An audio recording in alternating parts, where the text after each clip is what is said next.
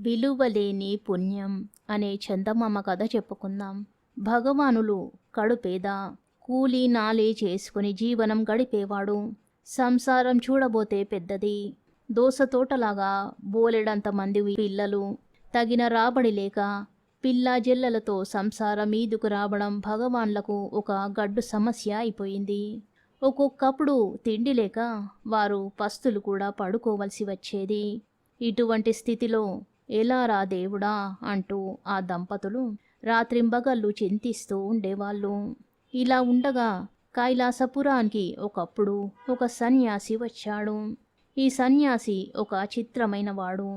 పుణ్యం చేసుకున్న మానవులుంటే వారు చేసిన పుణ్య కార్యాలకు విలువగట్టి వాటికి తగిన ధనమిస్తాడు.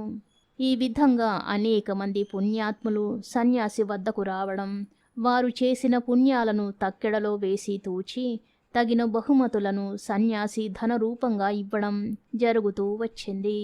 ఎంతోమంది పుణ్యజనులు సన్యాసి వద్దకు వచ్చి బహుమతులు పొందుతూ ఉన్నారనే నిమిషంలో ఊరంతా పాకిపోయింది. ఈ వార్త భగవానులు భార్యకు కూడా తెలిసింది. తెలిసిన క్షణం నుంచి ఆమె ఊరుకోక భర్తను వేపుకొని తినసాగింది. కాసుకు గతిలేని గర్భదరిద్రులమైతిమే మనం. ఏమైనా దానాలు చేసి ఉన్నామా, ధర్మాలు చేసి ఉన్నామా, పేదవాళ్ళేమిటి, పుణ్యం చేయగలగడమేమిటి, ఏ పని చేసినా ధనవంతుల వల్ల అవుతుంది కానీ అంటూ ఒక విధమైన నిస్పృహతో మాట్లాడసాగాడు భగవానులు. అలా కాదు, పుట్టింటి మొదలు ఇప్పటి వరకు ఒక్కటైనా ఏ పాటి చిన్నదైనా పుణ్యకార్యం చేయకుండా ఉంటారా? విడ్డూరం. కాస్తంత జ్ఞాపకం చేసుకోండి. మన ఇరుగు పొరుగులంతా పోయి వాళ్ళ పుణ్యకార్యాలను అమ్మేసి వందల కొద్ది రూపాయలు మూటగట్టి తెచ్చుకుంటున్నారు.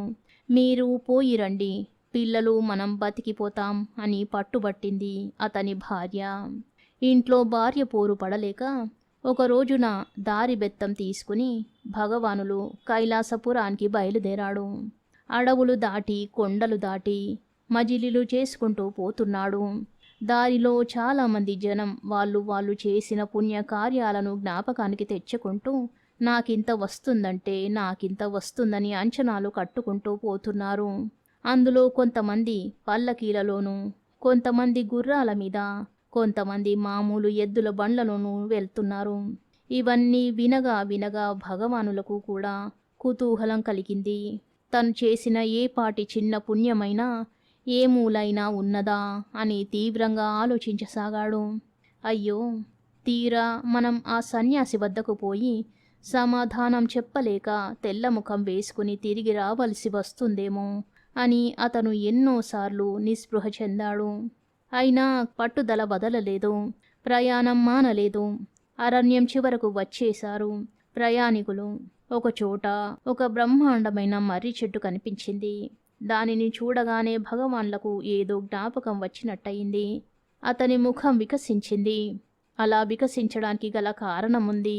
అది ఏమిటంటే, కొన్ని సంవత్సరాల కిందట ఒక రోజున ఈ అడవిలో నుంచే భగవానులు ప్రయాణం చేయవలసి వచ్చింది.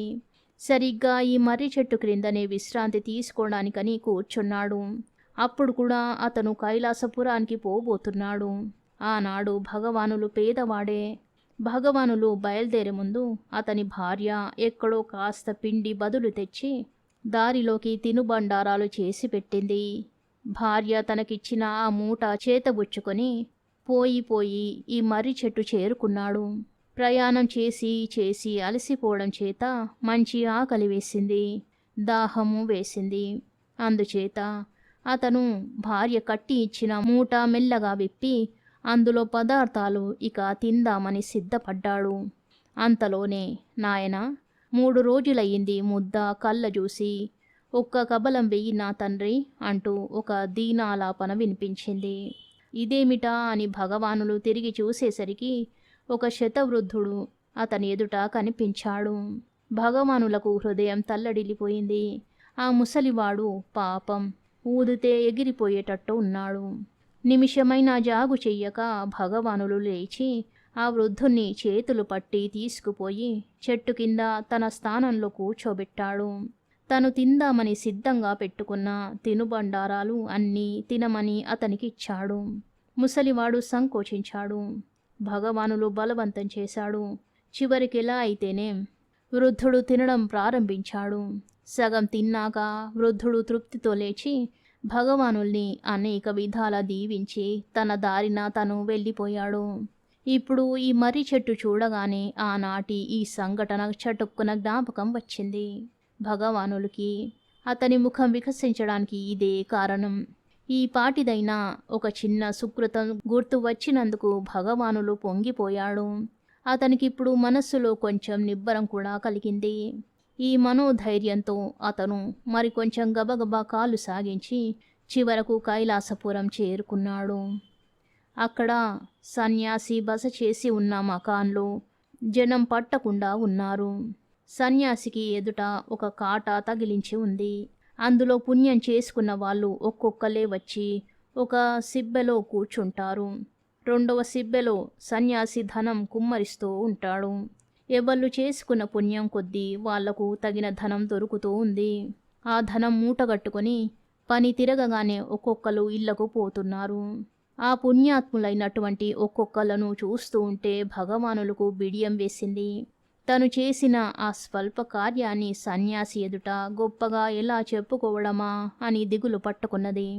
ఇంతా చేసి అది ఒక పుణ్యకార్యం కింద లెక్కకు రాకపోయినట్టయితే తన పని సిగ్గుచేటు అయిపోతుందేమో అని సంశయిస్తూ అతను వెనక్కు తగ్గుతూ వచ్చాడు. శంకతో ఒక మూల ఒదిగి కూర్చున్నాడు.